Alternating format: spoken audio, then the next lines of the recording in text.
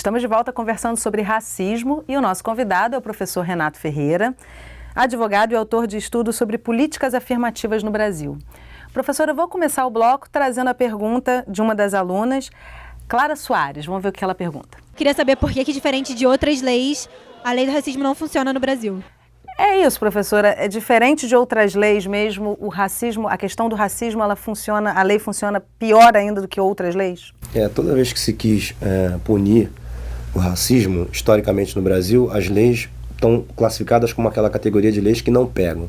Há uma certa má vontade do próprio Poder Judiciário em ter uma efetividade maior das leis antirracistas, mas são várias causas. Então, a situação da própria vítima, que muitas vezes não denuncia, da própria dificuldade que tem de levar a notícia até as autoridades policiais, da dificuldade que as autoridades policiais têm de entender o crime de racismo como algo importante que deva ser combatido.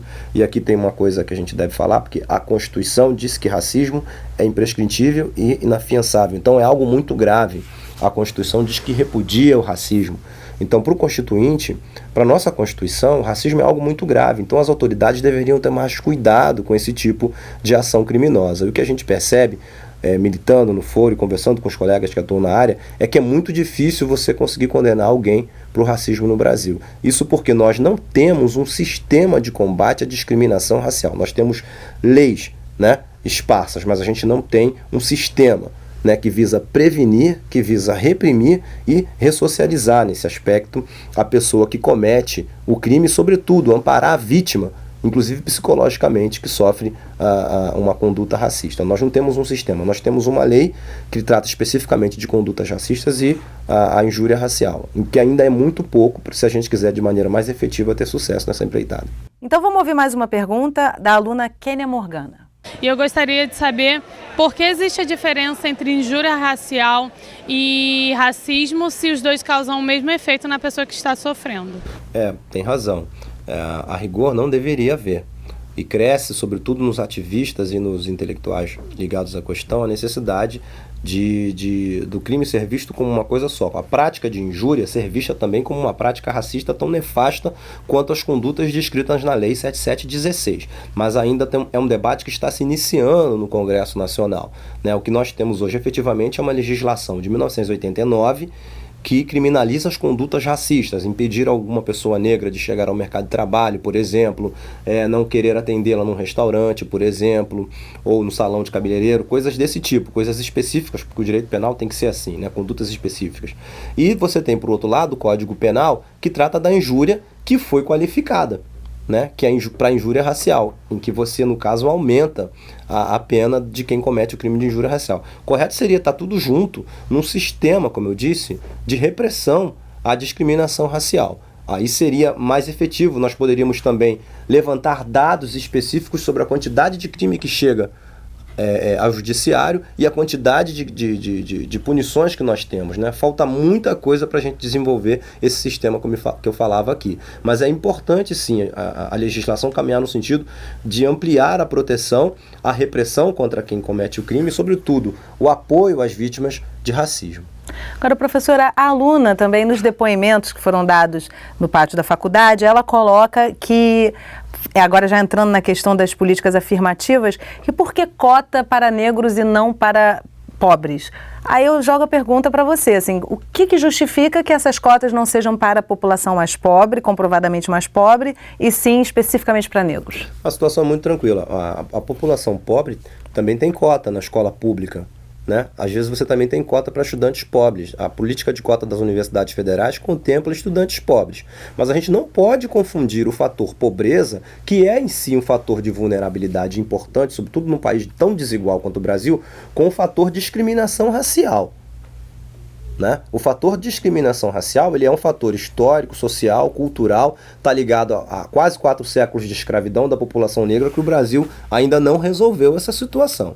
E as políticas de ação afirmativa para a população negra, então, decorrem daí, sobretudo da necessidade da gente ampliar os espaços de poder e diversificar esses espaços de poder com essa representatividade tão bonita que é da população brasileira, que é branca, que é negra, que é diversa. O que não dá é a gente querer usar um debate para de alguma maneira, invisibilizar o outro. O Brasil tem os dois problemas. Tem o problema da questão da pobreza e tem o problema do racismo. Então seria bom que a gente enfrentasse os dois problemas. E tem política pública para os dois problemas. Vamos resolver a situação da pobreza com política social de enfrentamento à pobreza. Tá aí o programa Bolsa Família e tantos outros problemas. Agora, vamos resolver a situação do racismo combatendo a discriminação racista e, sobretudo, trabalhando políticas de ação afirmativa para a população negra que durante o século XX toda ficou abandonada dessas políticas. Então nós temos que avançar bastante. A gente precisa sempre cotejar a ideia da política com os indicadores sociais. Os indicadores sociais mostram que o Brasil vai precisar atuar muito nesse sentido, criando política de cota, ampliando as oportunidades para a população negra, se quiser, de fato, ter uma sociedade mais plural e mais diversa. E é interessante salientar que não se tem notícia de nenhum negro que tenha sido beneficiado por cota, que seja rico. Não existe essa informação até aqui, né? Infelizmente. Mas agora trazendo também uma questão das cotas nas universidades, que muitas vezes o que é dito é que essa pessoa que entra pelas cotas, ela não teria condições de entrar. E aí entra a questão das vagas nas universidades. As cotas já são um ambiente bem disputado entre os cotistas também, não são? Na verdade, criaram vários mitos contra as políticas de cotas, né? A política de cota é, antes de tudo, uma política contra-hegemônica num ambiente absolutamente conservador e que é um ambiente acadêmico, né? A universidade, ela se enclausurou nessa ideia falsa de mérito, que é artificial, né? O mérito, sobretudo o mérito que eles queriam ver no vestibular, que não tem uma sociedade que não é meritocrática exigindo mérito no vestibular, que é um critério objetivo que tem que ter, mas você não pode desconsiderar o histórico de vida das pessoas. Se você vai avaliar um aluno que estudou nas escolas particulares mais conceituadas do Estado, com alunos que estudaram, por exemplo, nas escolas públicas da Baixada Fluminense, a diferença entre um e outro é que eles não tiveram a mesma capacidade de pagar essa educação. Um pôde pagar e o outro não pôde pagar. Se o Estado desse uma educação de qualidade para todo mundo, esse debate terá sendo visto de outra forma, né? Agora, o número de negros na educação superior brasileira era muito pequeno, muito reduzido. Isso é muito ruim para um país que tem essa diversidade toda. Então você adota a política de cota também para diversificar e para trazer mais pessoas negras para a educação superior. Isso não quer dizer que você vai ter que abandonar o Fundeb, por exemplo, que você vai ter que abandonar a escola pública, por exemplo. Pelo contrário, né? Você tem que ampliar as políticas para melhorar a escola pública, mas também tem que adotar a política de inclusão das pessoas negras na universidade. Essas são medidas que se complementam, né? A ampliação dos direitos sociais vai ampliar as oportunidades sociais das pessoas negras e de outros grupos vulneráveis também. O que a gente não pode é usar um debate para poder falsear o outro, porque eles não são antitéticos. Não é antitética essa coisa da escola pública e da cota para negro. Elas se complementam. Tá? Agora, para onde, além das cotas, vai a política afirmativa no Brasil? Olha, a política de ação afirmativa ela não começou no Brasil, né? O Brasil, na verdade, vem adotar essa política de ação afirmativa tardiamente. Já havia previsão desde a década de 60 que o Brasil deveria adotar pelas Nações Unidas essas políticas, mas o Brasil veio adotar tardiamente. Mas, enfim, adotou. E elas estão avançando. Hoje você chega nas universidades, na UERJ, por exemplo, na própria UFRJ, ou em universidades particulares, através do programa ProUni, que também tem cota para negro, você vê um ambiente de diversidade muito maior do que aquele que você via 10 anos atrás.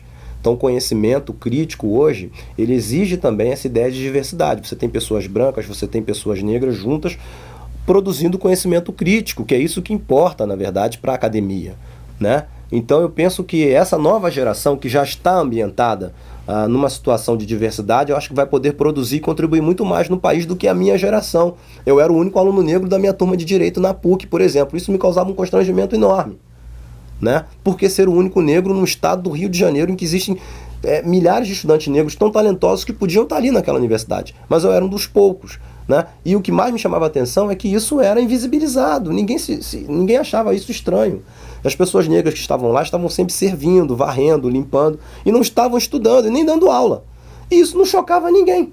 Isso não era algo que chocava as pessoas. Hoje parece que as pessoas já começam a olhar, inclusive para a TV, e falar, não, por que não tem mais pessoas negras? O país é tão diverso. A gente, na verdade, não está na Suíça, a gente está no Brasil. Essa população nunca foi só branca, né? A população brasileira ela é diversificada, então essa diversidade também tem que estar representada nos espaços de poder. Talvez seja esse o maior desafio que as políticas de ação afirmativa têm para o futuro. Muito obrigada, professor, pela sua presença com a gente Eu aqui que no Estúdio da agradeço, FAST. obrigado.